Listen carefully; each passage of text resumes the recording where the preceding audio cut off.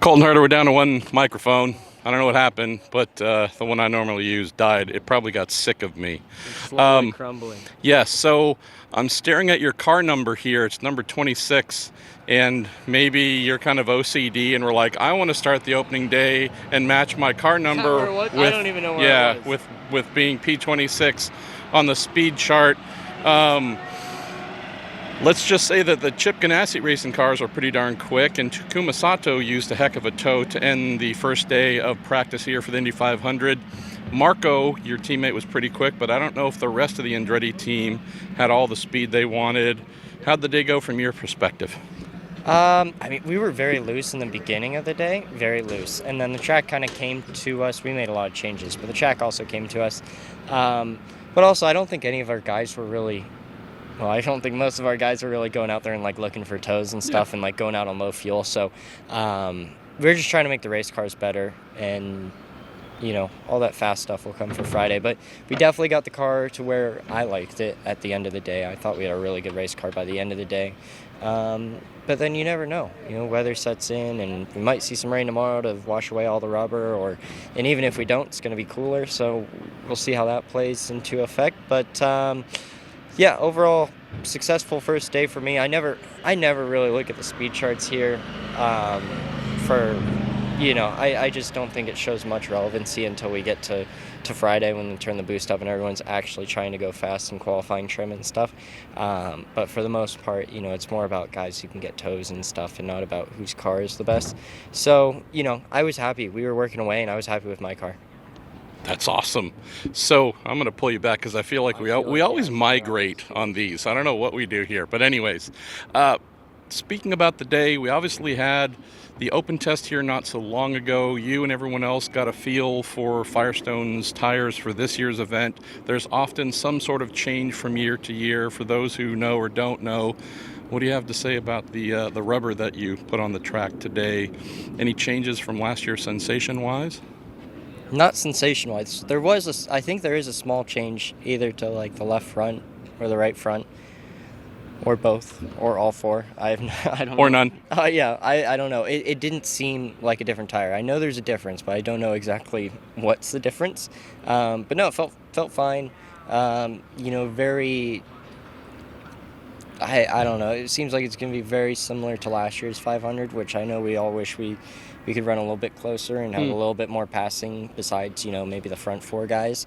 But, yeah, it seems like it's going to be probably similar to last year's 500 from where we are right now. From what I saw walking up and down pit lane, it looked like just about everybody started the day with the barge boards on up front, or just say all the downforce options on the car. Not everybody, but most, and I think by the end of the day, if there was anybody running without them, that would seem to be a weird thing. But tell folks about day one, what you're trying to learn, and do you have to fight yourself like I do to not come up with takeaways? Oh, here's something we saw. This is going to play out. Oh, Honda's the engine this year. Chevy's the engine. No, it's so hard to tell. Like I said, you'll really see who's fast and what engine manufacturer's fast on Friday. So anything before that's really kind of irrelevant, other than I think you get $10,000 at the end of the day if you're first. So that's kind of nice. I've never had one of those. I think I've only been in the top 10 maybe once in practice here. So, yeah, that's maybe one thing that I need to work on is getting a great tow. But, yeah, I guess first day you're working out downforce packages, rear wing angle, front wing builds, different ways that you run end plates and different things like this. Obviously, barge boards on and off, different wickers, front wing wicker, rear wickers. So, yeah, a whole bunch of different downforce options, and then just fine-tuning the car. I think once you kind of understand the downforce level for the conditions and you feel like the car's stable enough, that's when you really start to fine-tune it with, more mechanical grip. Obviously front wing, and then springs, dampers, options, roll centers, a whole bunch of different stuff. So, yeah, it seemed like everybody had an easy first day. I didn't see any close calls or any. There was a fox. Apparently, it was a caution for a fox. You saw the fox? No, I didn't see the fox, but I saw it on the video screen. They showed it on the video screen. He jumped. I think he was in turn 3 and 4. I was sitting in the car and I was watching that video screen right there. So I think he jumped the the fence, towards the fence on the outside of 3 and 4. But yeah, there was a fox. But other than that, I don't think any spins. No. It was Stephen Wilson got through his refresher really easily. Wouldn't had a good day there. I'm still amused by Santino Ferrucci's like limo tint on his car. Have you seen his aero screen? I understand that. Like it's very like bizarre. Is he like he must be running a clear visor underneath then, right? We can't really see him. We don't know if he's wearing a helmet. He said he likes it, so he might even drive naked. I'm like, man, your seat would smell assy, so please don't. But yeah, you gotta love him.